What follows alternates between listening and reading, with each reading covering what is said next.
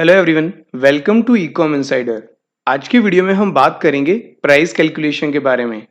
जब आप अमेज़न पर कोई प्रोडक्ट को सेल करते हैं, तो अमेज़न एग्जैक्टली कितना कमीशन चार्ज करता है और इसके अलावा और कौन से चार्जेस हैं, इन सभी के बारे में इस वीडियो में डिटेल में समझेंगे।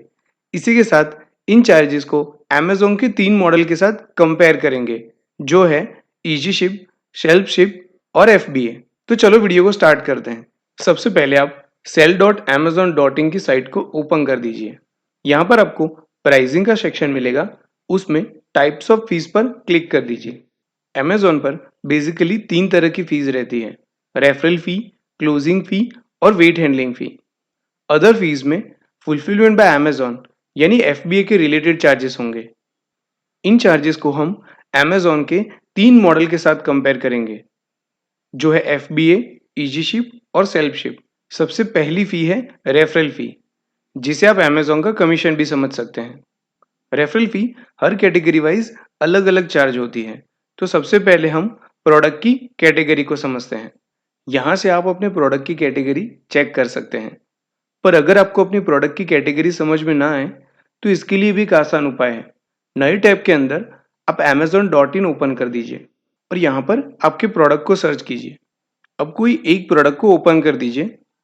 टॉप में आपको एक यूआरएल दिखेगी, उस पर क्लिक करके एंटर कर दीजिए। अब लेफ्ट साइड पे आप देखेंगे तो यहाँ पर आपको अपनी प्रोडक्ट की कैटेगरी मिल जाएगी, जो है क्लोथिंग एंड एक्सेसरीज। इसी तरह एक और एग्जांपल को समझते हैं। वापस यूआरएल पर क्लिक करके एंटर करेंगे और देखिए ये टी शर्ट है फैशन कैटेगरी में। आपको बता दूं, क्लोथिंग और फैशन सेम कैटेगरी है। तो वापस चलते हैं रेफरल फी पे। यहाँ पर देखिए clothing, fashion, fashion accessories, jewellery, luggage और शूज एक ही लाइन में। अब हम प्रोडक्ट की सब कैटेगरीज देखेंगे। यहाँ पर अपैरल में मेंस टी शर्ट बताया गया है, पर ब्रैकेट में बताया गया है except polos, tank tops and full sleeve tops. तो अगर आपकी टी शर्ट पोलोज है तो वहां पर ये कमीशन नहीं लगेगा। तो फिर वहां पर कौन सा कमीशन लगेगा? आपको कोशिश करना है कि इसके लिए क्या सेपरेटली कोई नीचे लाइन दी गई है। अगर आपके प्रोडक्ट की सब कैटेगरी पर्टिकुलरली अलग से नहीं दी गई है, तो आपको अदर प्रोडक्ट्स में अपना कमीशन चेक करना है। तो यहाँ पर आपकी टी शर्ट का कमीशन 14.5 नहीं 13% होगा। अब इन ऑप्शन को समझ लेते हैं। 14% अगर आपके प्रोडक्ट की प्राइस 300 या 300 से कम है, 13% अगर आपके प्रोडक्ट की प्राइस 300 से ज्यादा और 500 या 500 से कम है तो। वैसे ही 17.5% अगर आपके प्रोडक्ट की प्राइस 500 से ज्यादा और 1000 या 1000 से कम है तो। वैसे ही 1000 रुपए से ज्यादा वाली प्रोडक्ट के लिए आपको 19% लगेंगे। यहीं पे एक और कैटेगरी का एग्जांपल समझ लेते हैं। Grocery, food and pet supplies में अगर आप देखेंगे तो पेट प्रोडक्ट और पेट फूड्स के लिए अलग कैटेगरी कमीशन बताया गया है। हेम्पर्स और गिफ्टिंग के लिए अलग कमीशन बताया गया है। वैसे ही dry fruits, nuts, herbs and spices के लिए अलग बताया गया है। बाकी जितनी ग्रोसरी और गॉर्मेट प्रोडक्ट्स बचती है, उनको अदर प्रोडक्ट्स में ऐड किया गया है। ये पॉइंट को आपको ध्यान से चेक करना है ताकि आप अपनी प्रोडक्ट का एक्यूरेट कमीशन जान सके। सो गाइस, ये है रेफरल फी। अब बढ़ते हैं नेक्स्ट फी की तरफ, जो है क्लोजिंग फी। क्लोजिंग फी को आप एक तरीके से पेमेंट गेटवे फी समझ सकते हैं। जब आपके कस्टमर अमेज़न पर ऑर्डर प्लेस करते हैं, तो वो कैश ऑन डिलीवरी या एडवांस पेमेंट करते हैं। ये पेमेंट अमेज़न पेमेंट गेटवे पे होल्ड होता है और सेलर्स को हर 7 दिन में वो पेमेंट ट्रांसफर किया जाता है। इसके लिए अमेज़न एक फिक्स क्लोजिंग फी चार्ज करती है। क्लोजिंग फी तीनों मॉडल में अलग अलग चार्ज होती है। ज्यादातर सेलर्स प्रोडक्ट्स को अपने पास रख के सेल करना पसंद करते हैं। इसके लिए सबसे पहले हम इजी शिप क्लोजिंग फी को समझते हैं। इजी शिप में क्लोजिंग फी के 2 टाइप्स हैं। एक स्टैंडर्ड इजी शिप। जब अमेज़न पर सेलर्स नए होते हैं, तो वो एक स्टैंडर्ड इजी शिप के जरिए प्रोडक्ट को डिस्पैच करते हैं। वहां पर उनकी क्लोजिंग फी ये होती है। पर जब वो अमेज़न इजी शिप प्राइम को इनेबल करते हैं ज्यादा ऑर्डर्स के लिए, तो उसी दौरान उनको अपनी प्राइस रिकैलकुलेट करनी होगी, क्योंकि यहाँ पर क्लोजिंग फी थोड़ी इंक्रीज हो जाती है। और ये इंक्रीज 0 से 250 और 251 से 500 के लिए होती है। बाकी दोनों के लिए वो सेम है। न्यू सेलर्स के लिए बता दूं, प्रोडक्ट की प्राइस जब 250 तक होगी तो आपको फिक्स क्लोजिंग फी 3 रुपीज लगेगी। और जब यही प्राइस 251 से 500 होगी तब आपको 6 रुपीज क्लोजिंग फी लगेगी, और 501 से 1000 के बीच में 30 रुपीज, जो एक बहुत बड़ा जंप है। तो जब भी आप अपने प्रोडक्ट की प्राइस बढ़ाएं या घटाएं, इस फी को ध्यान रखना है कि अगर आपने गलती से अपने प्रोडक्ट की प्राइस 503 रुपए कर दी तो आपको सीधा क्लोजिंग फी में 24 रुपए का घाटा हो जाएगा। अब नेक्स्ट है सेल्फ शिप। नए सेलर्स के लिए बता दूं, सेल्फ शिप का मतलब है जहां पर आप लॉजिस्टिक खुद का यूज करेंगे या किसी थर्ड पार्टी लॉजिस्टिक से प्रोडक्ट को डिलीवर करेंगे, वो मॉडल को सेल्फ शिप कहते हैं, जहां पर आपको ये क्लोजिंग फी लगेगी। अब लास्ट है एफबीए। ज्यादातर सेलर्स एफबीए अवॉइड करते हैं, उसका वन ऑफ द रीजन है हाई क्लोजिंग फी। अगर आप कंपेयर करेंगे तो इजी शिप से एफबीए की क्लोजिंग फी एकदम से जंप हो जाती है, पर एट द सेम टाइम कुछ कैटेगरी को एक्सेप्शन भी मिला हुआ है। एक्सेप्शन वाली कैटेगरीज आपको यहाँ पर चेक करना है। सो गाइस, ये सारी कैटेगरीज को एक्सेप्शन मिला है जहां पर आपकी क्लोजिंग फी जस्ट 12 रुपीज लगेंगी। क्लोजिंग फी के बाद नेक्स्ट है वेट हैंडलिंग फी, जिसे शिपिंग फी भी कहते हैं। सेलर्स जब इजी शिप या एफबीए मॉडल पसंद करते हैं तो अमेजोन उनकी प्रोडक्ट को उनके एंड कस्टमर को डिलीवर करता है और उसके लिए उनसे शिपिंग फी चार्ज करता है। इस शिपिंग फी को 3 मॉडल में डिवाइड किया गया है, लोकल, रीजनल और नेशनल। आपका जीएसटी जिस सिटी से बिलोंग करता है उस सिटी के अंदर जब ऑर्डर आता है तो वो लोकल गिना जाता है। आपके स्टेट और आपके जो रीजनल जोन के स्टेट्स रहेंगे, अगर वहां से ऑर्डर आता है तो उसे रीजनल कहा जाता है। आपके रीजनल स्टेट्स जानने के लिए आपको शिपिंग रीजन पर क्लिक करना है। लोकल और रीजनल स्टेट्स के अलावा जितने भी पिन कोड्स हैं उन सभी पिन कोड्स पर आपको नेशनल डिलीवरी चार्जेस लगेगा। इसी में नेक्स्ट है साइज गाइडलाइंस। अमेजोन ने साइज गाइडलाइंस को 2 साइजेस में बांटा है, एक स्टैंडर्ड और एक हैवी एंड बल्की।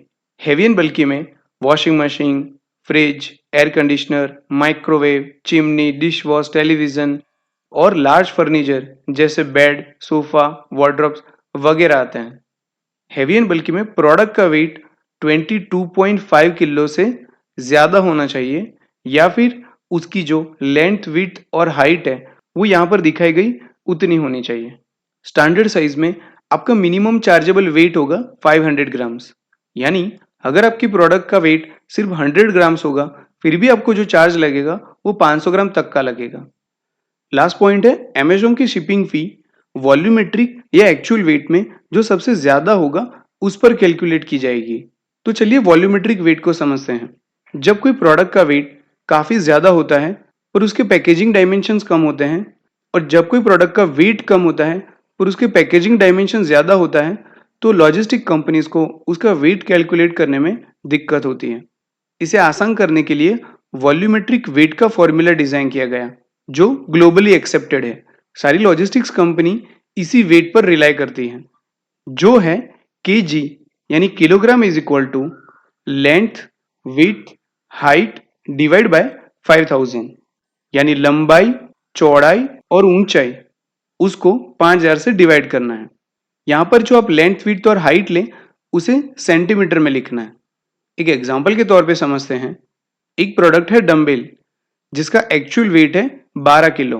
पैकेजिंग के बाद उसका डायमेंशन होता है 30 centimetre, 15 centimetre, 15 centimetre divided by 5000, तो उसका वॉल्यूमेट्रिक वेट आएगा 1.35 केजी, जो एक्चुअल वेट से काफी कम है। तो यहाँ पे शिपिंग फी में एक्चुअल वेट गिना जाएगा। वैसे ही एक टेडी बेयर है जिसका एक्चुअल वेट है 4 किलो और उसका पैकेजिंग डायमेंशन है 45 centimetre, 30 centimetre, 30 centimetre divided by 5000, तो उसका वॉल्यूमेट्रिक वेट होता है 8.1 केजी। क्योंकि यहाँ एक्चुअल वेट से वॉल्यूमेट्रिक वेट ज्यादा है तो शिपिंग फी उनको वॉल्यूमेट्रिक वेट पे लगेगी। तो मेरी सारे सेलर्स से यही रिक्वेस्ट है कि जब आप अपनी प्रोडक्ट का फाइनल पैकेजिंग कर दें तो उसका वॉल्यूमेट्रिक और एक्चुअल वेट कैलकुलेट कर दें, वरना आपका नेट प्रॉफिट माइनस में चला जाएगा। तो अब इजी शिप की शिपिंग फी चेक करते हैं। स्टैंडर्ड साइज में आप चेक कर पा रहे हैं कि 500 ग्राम तक के प्रोडक्ट के वेट का चार्ज आपको लोकल में लगेगा 44, रीजनल में लगेगा 53 और नेशनल में लगेगा 74। यहाँ पर प्रोडक्ट को पैक हो जाने के बाद फाइनल वेट को गिनती में लेना है। फॉर एग्जाम्पल, अगर एक प्रोडक्ट का वेट है 480 ग्राम और उस पर आपने बबल रैप और कोरुगेटेड बॉक्स लगाने के बाद उसका वेट हो जाता है 503 ग्राम, तो वो 3 ग्राम ज़्यादा लगने की वजह से आपको एडिशनल 500 ग्राम का शिपिंग चार्ज लगेगा, जो लोकल में है 13, रीजनल में है 17 और नेशनल में है 25 रुपये। और अगर आपके प्रोडक्ट का वेट ज़्यादा है तो आपको पहले 500 ग्राम के बाद एडिशनल 500 ग्राम तक का ये चार्ज, और उसके बाद हर 1 केजी के लिए ये डिलीवरी चार्ज लगेंगे 5 किलो तक। 5 किलो के बाद का जो वेट होगा उस पर आपको ईच केजी के लिए ये डिलीवरी चार्ज लगेंगे। इसको एग्जाम्पल के साथ थोड़ा आसान करते हैं।